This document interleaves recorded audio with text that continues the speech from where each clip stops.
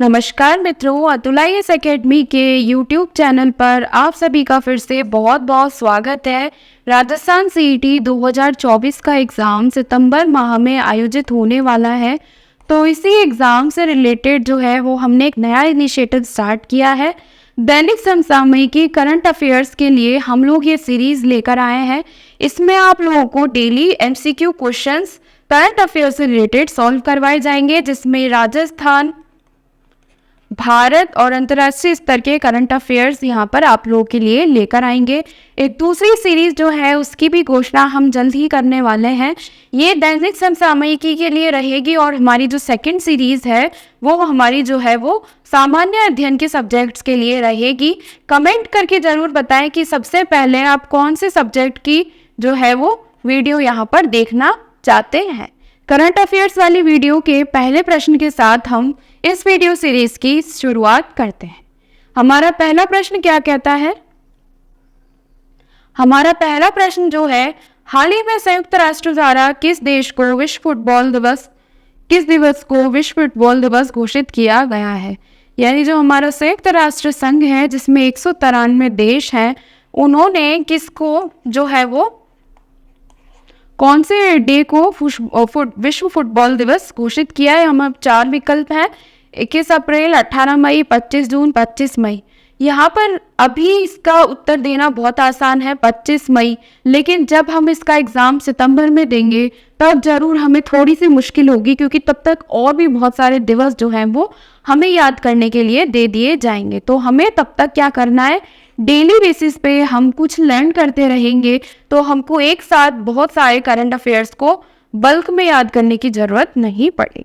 चलिए इसकी व्याख्या की ओर बढ़ते हैं और देखते हैं।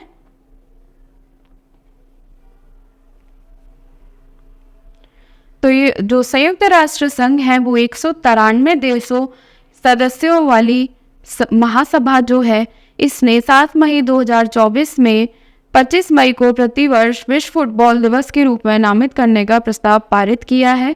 संयुक्त राष्ट्र में लीबिया के राजदूत ताहिर अल सोनी ने ये जो है वो प्रस्ताव पारित किया है। तो फुटबॉल की वैश्विक लोकप्रियता पर प्रकाश डालते हुए राजदूत ने दुनिया भर के कस्बों, शहरों और गांवों में इसकी सर्वव्यापकता पर जो है वो बल दिया है। अगर आपको पता हो तो 21 जून को विश्व योगा दिवस मनाया जाता है। ये भी कुछ सालों पहले ही स्टार्ट हुआ था। वैसे ही अब फुटबॉल की लोकप्रियता को बढ़ाने के लिए इसको 25 मई को विश्व फुटबॉल दिवस जो है वो मनाया जाएगा। अब हमारे अगले प्रश्न की ओर बढ़ते हैं।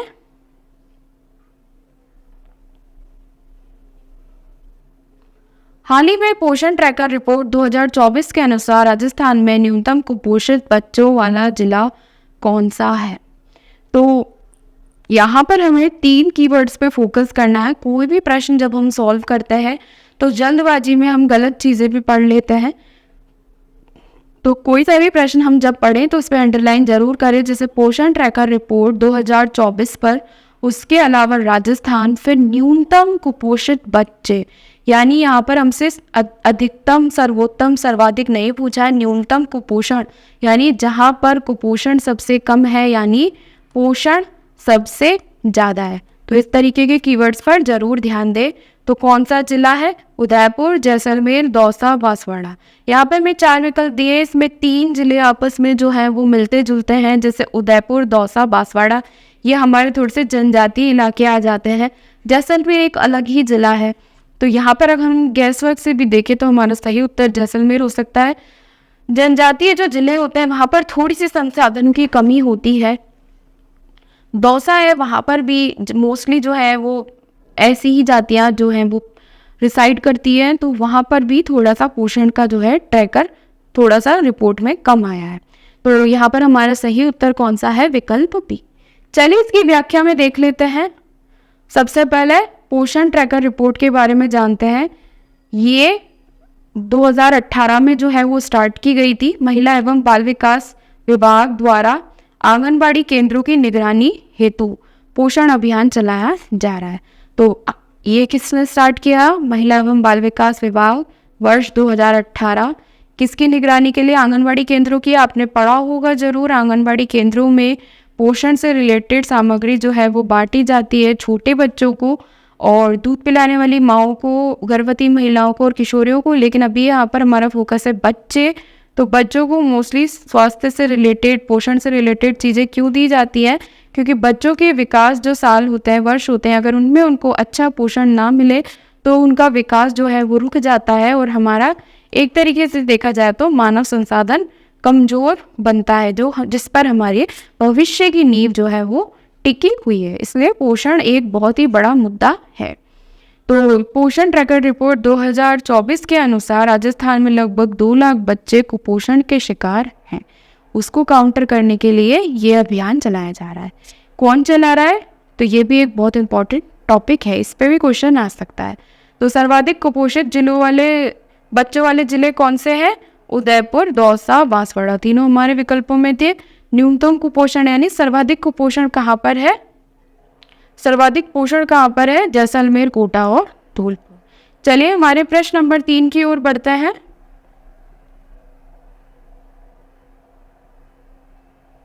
तो इस तरीके से हमने किसके बारे में जाना? पोषण रिपोर्ट के बारे में, और एक ही क्वेश्चन से हमने काफ़ी सारी जानकारियाँ यहाँ पर ले ली। हमारा प्रश्न नंबर 3 क्या बोलता है? हमारा प्रश्न नंबर 3 बोलता है, हाल ही में समाचारों में सोनाई रूपाई वन्यजीव अभयारण्य किस राज्य में स्थित है? तो वैसे बहुत सारे वन्यजीव अभयारण्य हैं, राजस्थान में भी, उसके अलावा भारत में तो बहुत ही सारे हैं और दिन ब दिन कोई ना कोई नया कुछ ना कुछ ऐड होता ही रहता है। तो इतने सारों को याद करना थोड़ा सा मुश्किल हो जाता है। जैसे राजस्थान के तो हम प्रायोरिटी पे याद करते हैं, भारत के भी करते हैं, लेकिन सारे इसलिए जो समाचारों में रहते हैं उनको ज़्यादा हम फोकस से याद करते हैं। तो सोनाई रूपाई वन्यजीव अभयारण्य ये कौन से राज्य में है? तो यहाँ पर हमें 4 विकल्प दिए हैं, कर्नाटक, आसाम, हिमाचल, त्रिपुरा। यहाँ पर हमारा सही उत्तर है विकल्प बी यानी आसाम। चलिए इसकी व्याख्या की ओर बढ़ते हैं। अब अगर हमने आसाम की बात कर ही ली है तो आपको इस प्रश्न की व्याख्या के बाद में एक बहुत ही इंपॉर्टेंट फैक्ट भी बताऊंगी, जिससे भी एग्जाम में क्वेश्चन जो है वो आ सकता है। तो हाल ही में नेशनल ग्रीन ट्राइब्यूनल के बारे में आपने ज़रूर सुना होगा। पर्यावरण संबंधी जो मुद्दे होते हैं उनके ऊपर ये काम करता है। तो नेशनल ग्रीन ट्राइब्यूनल ने असम के मुख्य सचिव से सोनाई रूपाई वन्यजीव अभयारण्य में निर्माण गतिविधियों की अनुमति देने के लिए जिम्मेदार अधिकारियों की पहचान करने की मांग की है। 1998 में स्थापित हुआ था। ये कहाँ पर है? असम के सोनितपुर जिले में ग्रेट हिमालयन रेंज के निकट स्थित है। तो ये हमारे लिए इम्पोर्टेंट है। ग्रेट हिमालयन रेंज जो हमारी कहाँ से चल रही है? जम्मू एंड कश्मीर, हिमाचल प्रदेश, फिर यहाँ पर हम आगे उत्तराखंड आ गया, फिर यहाँ पर नेपाल आ गया, भूटान आ गया, फिर सिक्किम आ गया। उसके अलावा यहाँ अरुणाचल प्रदेश, आसाम है। आसाम में सोनाई रूपाई वन्यजीव अभयारण्य है। तो ग्रेट हिमालयन रेंज की तलहटी में ये है। यहाँ से बहकर 2 नदियाँ आती है जिनका नाम है बूढ़ी दिहिंग और नामचंग। तो ये इनमें बाढ़ क्यों? क्योंकि ज़्यादा बारिश होगी, पानी बर्फ पिघलेगी, तो बाढ़ आने का खतरा इस वन्यजीव अभयारण्य में बना रहता है। तो जैसा कि मैंने आपको बताया था कि एक इम्पॉर्टेंट फैक्ट और बताऊंगी। असम की अगर हमने बात कर ली तो हम 1 हॉर्न राइनो यानी एक सींग वाले गैंडे की भी बात कर ही लेते हैं। तो यहाँ पर 4 जो हमारे नेशनल पार्क से वन्यजीव अभयारण्य है वहाँ पर ये पाया जाता है, जैसे काजीरंगा, इसके अलावा नामदफा, इसके अलावा ओरांग, उसके अलावा मानस। तो आपने देखा होगा 1 हॉर्न राइनो, एक सींग वाला जो गैंडा है, वो एक बहुत ही ज़्यादा विलुप्त होने वाला एक जानवर है। तो उसके प्रोटेक्शन के लिए यहाँ पर 4 जगह पे ये है।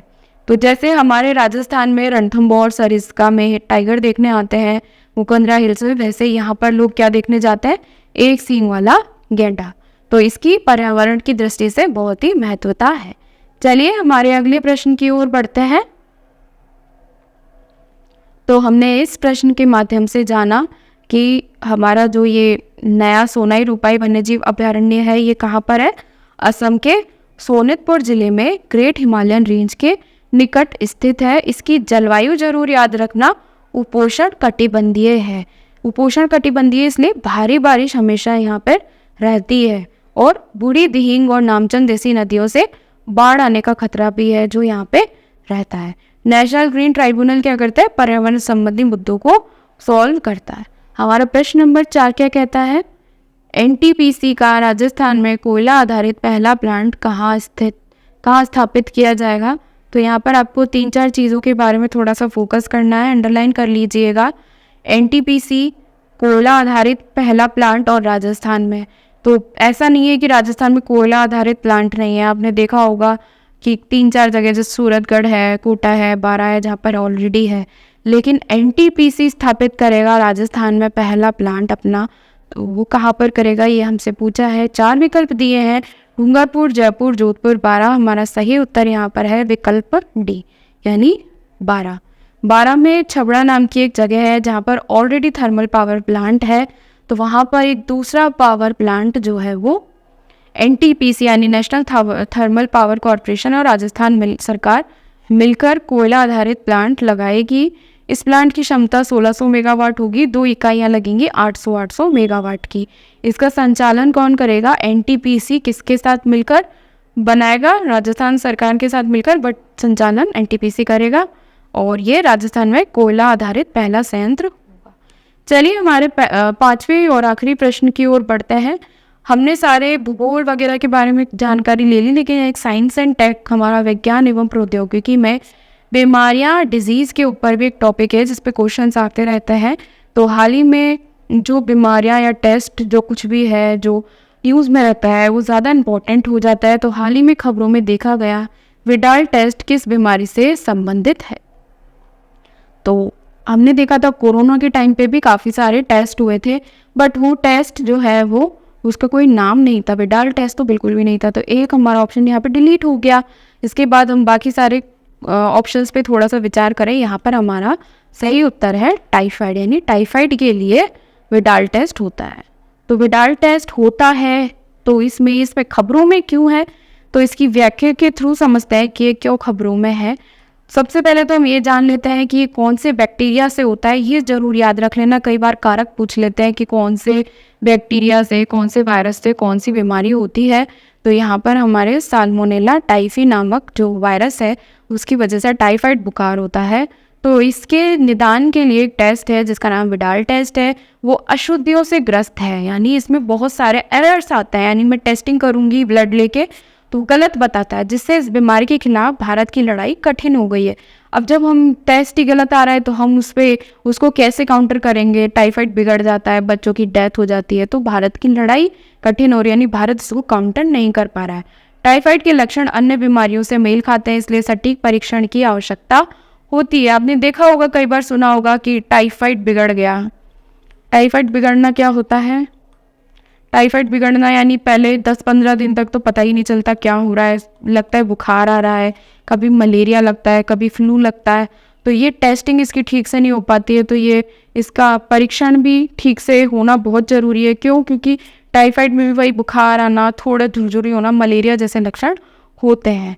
तो ये कब बनाया गया था, 1800 शताब्दी में बनाया गया था, इतना पुराना है, तो इसलिए इसकी विश्वसनीयता का अभाव है। अभी तक इसमें कोई अपडेट नहीं हुआ है। जैसे कि बीमारियां नए नए रूप ले रही हैं, उस हिसाब से इसकी टेस्टिंग भी जो है वो नए तरीके से होनी चाहिए। इस वजह से WHO यानी विश्व स्वास्थ्य संगठन को सावधानी बरतनी पड़ती है।